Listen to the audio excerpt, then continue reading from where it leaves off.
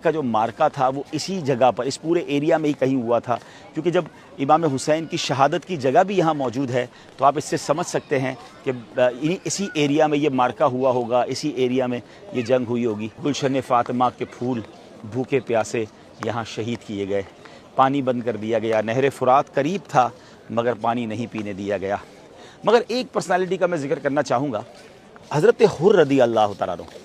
अच्छा, आपकी शान ये है कि देखा जाए तो आप वही थे जिन्होंने इमाम हुसैन को करबला के इस मैदान में इंटरसेप्ट किया था। आप तो कूफा जा रहे थे ना, ये एक्चुअली ये कोई आबादी नहीं थी, ये पूरा एक रेगिस्तान था, दरिया का किनारा था और इमाम हुसैन को यहाँ रोक लिया गया कूफा जाने से। कूफा में लोग वेट कर रहे थे, बहरहाल वेट भी नहीं कर रहे थे। सच्ची बात तो ये कि हज़रत मुस्लिम बिन अकील से बेवफाई कर चुके थे। हज़रत हुर रदी अल्लाह तआला अन्हु ने इमाम हुसैन को इंटरसेप्ट तो किया, रोका तो सही, मगर दिल में मोहब्बत बहुत थी। नमाज का टाइम होता था तो वो हज़रत इमाम हुसैन के पीछे नमाज़ पढ़ते थे और इमाम हुसैन उन्हें समझाते भी थे, फरमाते भी थे कि मुझे वापस जाने दो। उन्होंने कहा नहीं, मुझे इजाज़त नहीं है आपको वापस छोड़ने की। मगर नरम रवैया था, बदतमीज़ी नहीं थी, दिल में मोहब्बत भी थी। वो कहता मैं क्या करूँ, मुझे तो मेरे हेड ने भेजा है। बहरहाल फिर जब देखा कि इमाम हुसैन बैअत नहीं कर रहे यजीद की और हुर जो है वो थोड़ा सा नरमी भी कर रहे हैं, तो अब यजीद पलीद ने, इब्न ज़ियाद ने 22,000 का लश्कर भेज दिया। 22,000 लोग किसके मुकाबले के लिए आए? 72। उन्हें पता था कि ये वो अजीम हस्तियाँ हैं जो मौला अली का खून है, ये चंद लोगों से इनसे मुकाबला नहीं किया जा सकेगा। बहरहाल अब जब 22,000 का लश्कर भी आ गया और जंग करीब हो गई शुरू होने के, इमाम हुसैन ने जब खुतबा दिया 10 मुहर्रम को कि लोगों सोचो मैं कौन हूँ, मैं किसका नवासा हूँ और ऐसा मत करो मेरे साथ, तुम अल्लाह के रसूल को क्या जवाब दोगे। तो अब क्या हुआ नाजरीन, हज़रत हुर के दिल की दुनिया बदल गई। हज़रत हुर जो हैं वो उनको बहुत ज़्यादा कहते थरथराने लगे, कांपने लगे। तो हज़रत हुर के जो साथी थे ना, वो आपको पता है क्या कहते हैं? हुर तुम तो बड़े जवान मर्द हो, तुमने बड़े बड़े मार्के लड़े, ये तुम्हें क्या हो गया, क्यों डर रहे हो? तो आपने बड़ा तारीखी जुमला कहा कि मुझे जन्नत नज़र आ रही है सामने और तुम्हारे साथ खड़ा हूँ तो ऐसा लग रहा है मुझे दोज़ख अपनी तरफ खींच रही है।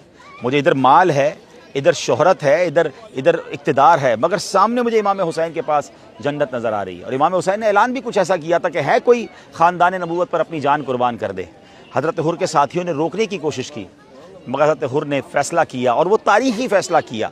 नाज़रीन उस मोमेंट को याद कीजिएगा, मैं कुछ आपसे बात करना चाहता हूँ। उस 1 मिनट का जो फ़ैसला था, वो ना करते फ़ैसला, सोचते ही रह जाते, तो आज दुनिया में उन्हें कोई ना पहचानता। हम 22,000 यजीदियों में किसका नाम पता है? कितनों का नाम हमें पता है? आप भी दुनिया में कहीं चले जाते और अगर होते तो शायद ऐसा ना होता तो लोग उन्हें भी मलामत कर रहे होते।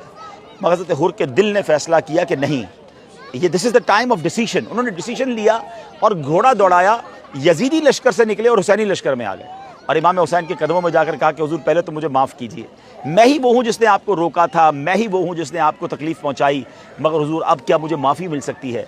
इमाम हुसैन तो ख़ानदान नबूवत के चश्मो चिराग है ना, नबी पाक के नवासे हैं, आपने फरमाया तुम्हें माफ़ी है। अब उन्होंने कहा हुजूर इजाज़त दें, मैं अब आपकी तरफ से लड़ूंगा। ये अजीब मंजर था कि थोड़ी देर पहले जो यजीदी लश्कर में है, तलवारें लिए खड़े हैं, अब उन्हीं के लश्कर का एक सिपाही, बल्कि उन्हीं के लश्कर का एक अहम सिपाही जनरल, अब वो सामने वाली फ़ौज की तरफ से लड़ने आ रहा है। और ऐसा हुआ कि आप लड़ते लड़ते लड़ते आप शहीद हो गए। अल्लाह अकबर। लेकिन वो जो डिसीजन था ना, उसने हज़रत हुर को कहाँ पहुँचा दिया कि आज जब भी हज़रत हुर का हम नाम लेते हैं तो रदी अल्लाह ताला अन्हो नाम के साथ लगाते हैं। वो शायर कहते हैं ना, ये नारा हुर का था जिस वक्त फ़ौजे शाम से निकला, कि देखो यूँ निकलते हैं जहन्नम से खुदा वाले। अच्छी वाक़या आपने कई बार सुना होगा, मगर इसी करबला के मैदान से मैं उससे एक मैसेज देना चाहता हूँ।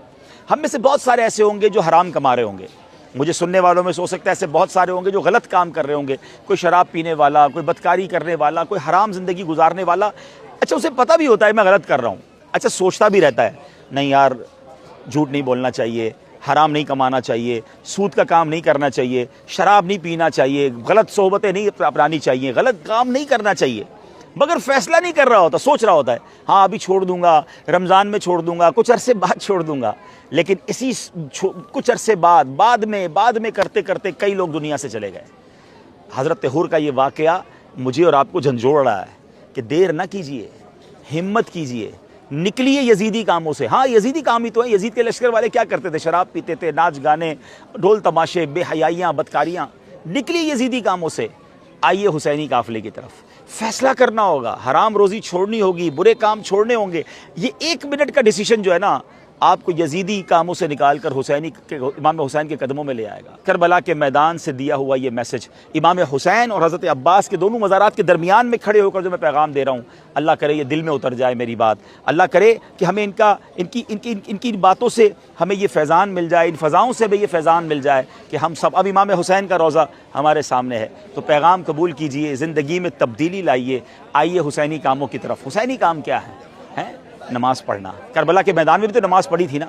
अच्छा, यहाँ बीबियाँ भी थीं, ख़ानदान नबूवत की ख़वातीन थीं, घर के नौजवानों की लाशें पड़ी हैं, मगर पर्दा नहीं छोड़ा। तो मेरी बहनें भी करबला के मैदान से पैगाम लेके अब पर्दा करेंगी।